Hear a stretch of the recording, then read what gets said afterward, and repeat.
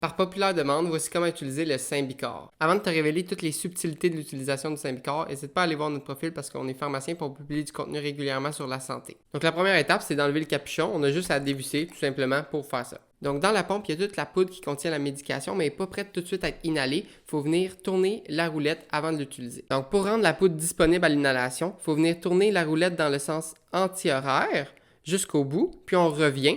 Puis on va entendre un petit clic pour signifier que la dose est prête à être inhalée. Si vous n'êtes pas sûr si vous avez tourné la roulette ou non, vous pouvez le refaire à nouveau parce que ça ne donnera pas le double de la dose, il va toujours juste avoir une dose de chargée dans le dispositif. Donc là, la poudre est prête à être inhalée. Il ne faut pas expirer dans le dispositif, sinon on risque de faire sortir un petit peu la poudre. Donc on va venir expirer le plus possible loin du dispositif.